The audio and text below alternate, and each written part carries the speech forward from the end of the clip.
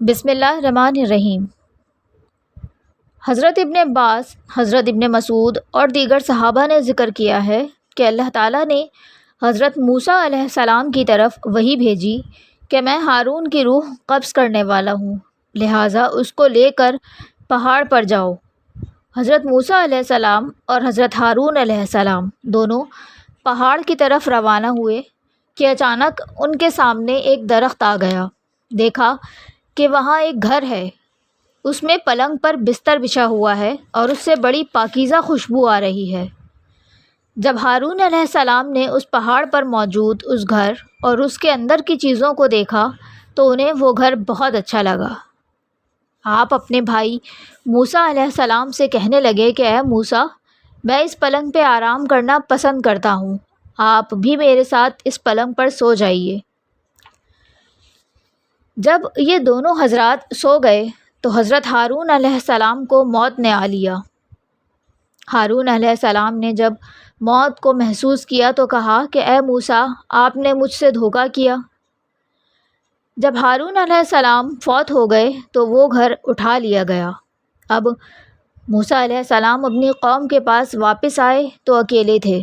آپ کے ساتھ ہارون علیہ السلام کو موجود نہ پا کر قوم نے سمجھا کہ موسیٰ علیہ السلام نے ہارون علیہ السلام کو قتل کر دیا ہے۔ آپ کو جب اپنی قوم کے خیالات کا معلوم ہوا تو آپ کو اس بات سے بہت تکلیف پہنچی۔ آپ نے فرمایا کہ وہ تو میرا بھائی تھا، تمہارا کیا خیال ہے کہ میں اس کو قتل کر سکتا ہوں؟ جب قوم نے آپ سے زیادہ بحث کی تو آپ نے 2 رکعت نماز پڑھی اور پھر اللہ سے دعا مانگی۔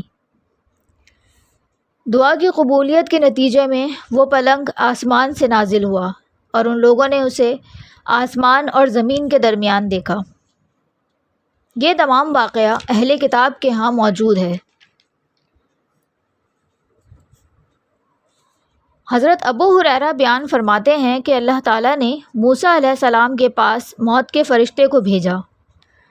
جب موت کا فرشتہ موسیٰ علیہ السلام کے پاس آیا اور کہا کہ اپنے رب کا فیصلہ تسلیم کر لیں، آپ کی موت کا وقت آ چکا ہے، موسیٰ علیہ السلام نے ملک الموت کی آنکھ پھوڑ دی۔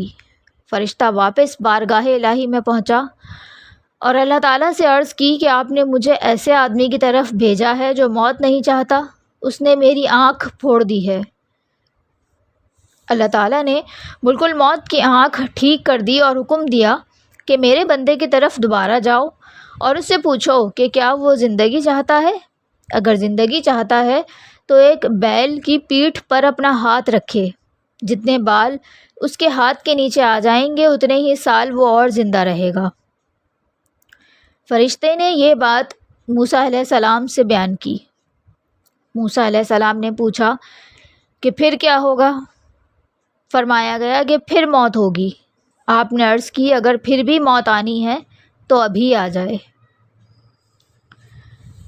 اپنی موت کے وقت حضرت موسیٰ علیہ السلام نے دعا کی تھی کہ اے پروردگار، مجھے پتھر پھینکنے کے برابر فاصلے کے ارض مقدسہ کے قریب کر دے، چونکہ آپ اپنی قوم کے ساتھ میدان طیہ میں تھے اور آپ کی وفات کا وقت آ گیا تو آپ نے ارض مقدسہ کی طرف ہونا پسند کیا، جس سے ان کے آباء و اجداد ہجرت کر گئے تھے، اور آپ نے اپنی قوم کو بھی اس پر رغبت دلائی، لیکن پتھر پھینک دینے کے برابر فاصلہ باقی رہ گیا اور تقدیر موسیٰ علیہ السلام اور ارض مقدسہ کے درمیان حائل ہو گئی۔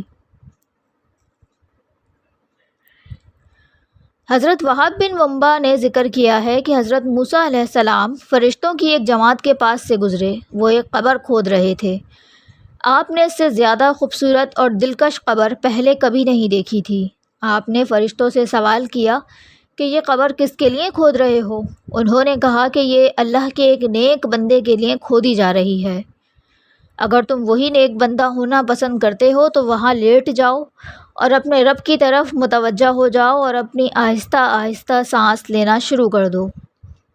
موسیٰ علیہ السلام نے ایسا ہی کیا اور اسی دوران آپ کی روح قبض کر لی گئی۔ فرشتوں نے آپ کی جنازہ پڑھی اور آپ کو دفن فرما دیا۔ اہل کتاب کے مطابق آپ کی عمر 120 برس تھی۔